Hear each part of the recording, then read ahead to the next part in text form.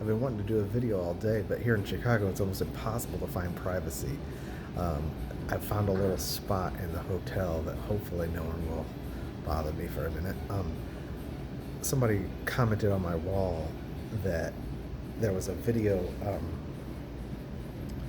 that I had done about longing for the Lord's coming, and he was looking at I guess I'd done it in my studio, so he's looking at my stuff and going, he says basically, you people, you haven't suffered anything, you've not gone through anything, you have plenty of food and you're obviously well provided for, what are you whining about? Something like that. I deleted his comments because they were very disrespectful. I do tend to delete comments where if the tone is not,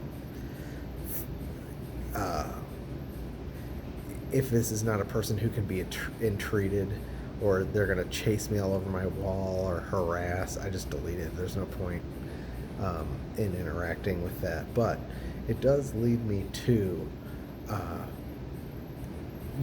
this perspective that you have to be suffering to long for the Lord's coming. Like, those two things go together. And that's not really the case. Now, I have suffered a lot in my life, and I don't need to go into all that here.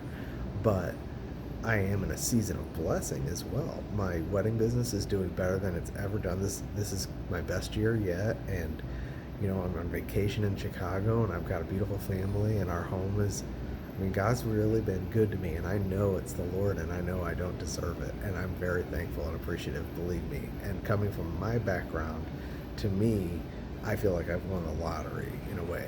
We're not rich by any means, so I'm not trying to put it like that. I'm a musician.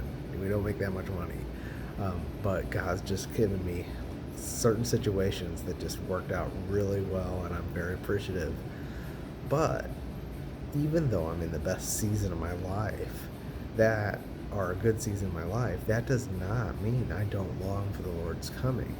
And there's a misconception about what produces that. The longing for the Lord's coming is something that comes to us from within, from the first fruits of the Spirit, that causes us to groan and to long for the redemption of our body and for the manifestation of the sons of God. And with that, we have a sense of futility, because God has subject everything to futility, to his purpose, which is to produce the sons of God. And we who have the first fruits of the Spirit, regardless of what our condition is outwardly, have the same feeling inwardly if we have the Spirit. And that doesn't come from my suffering or my prosperity. It comes from Christ, who dwells within me. And this is from Romans 8, right? That we have the first fruits of the Spirit, and so we groan. And that groaning is a kind of suffering. You can be in prosperity and still have this inward sense of just everything is futile here. This is not my home. And a longing to be brought into the Lord's presence. And that has not left me just because I'm having outwardly a good situation right now, which could change at any moment. I'm quite aware. I keep a loose grip on my situation because situations change. I've lost everything before. I've had nothing before, and it could all happen again. So that's not what we look to. We are the Lord's, and it's up to him to bring us into situations. If he blesses us, praise God. Materially, fine, but spiritually is what we look for. We look that the Lord would bless us with the knowledge of himself, and to the degree that he does that, we have an inward sense of the futility in this life and the feeling of being worn down outwardly, but we're also renewed inwardly. And that is all produced by the spirit of sonship within us. The first fruits of the Spirit is also the Spirit of the Son. And he's in us. And he's producing all these feelings and these longings. And so as we have a heightened longing for his coming, that is actually a sympathetic response to his longing within us. He longs to be with his bride, just as the bride longs to be with her bridegroom. Whether she's in a rich house or a poor house It doesn't matter. We all have that inward feeling that is produced by Him and not by us.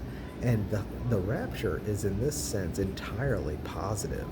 It has nothing to do with the suffering in the world and the events that are going on in the world. Actually, most of us, when we talk about the signs and we say the Lord is coming and the rapture must be soon, we are looking at how bad things are in the world. And that's not necessarily a perspective we need to have, although it is true. We can be in a really good situation and still have that longing. This whole weekend, or this whole week, I guess, while I've been in Chicago on vacation, having a pretty good time, I have had also a longing for the Lord coming and going, is this it? Are you coming?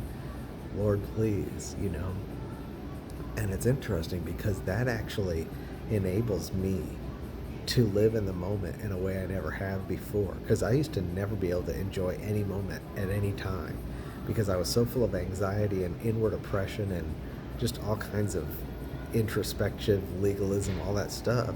It kept me from enjoying the moment. And I could go to Chicago and not have a good time at all because I wasn't able to focus on anything but my own internal agony. But having the longing for the Lord's coming has actually also enabled me to enjoy my life in a way that I haven't before. And you know what? He blesses us here and He blesses us there where we're going. And, if God is for you, who can be against you? And who is He that judges? It's God who justifies us, and it's Christ who died and gave Himself for us that stands as our advocate. So we don't have to answer to these things. The only reason I'm answering this video is because I want everybody who does have that longing for the Lord's coming to know. That's not coming to you. You're not just griping about your situation. That's not just coming from you. That is coming because you have in you the first fruits of the Spirit, which is the Spirit of the Son, and you are participating in His longing for the fulfillment of God's eternal purpose, which is to produce the many sons of God who are conformed to the image of Christ and glorified. That's our destiny. We're not going to be satisfied until that's what we have. And the fact that we feel that desire increasing in us really just shows us the track we're on and what time it is.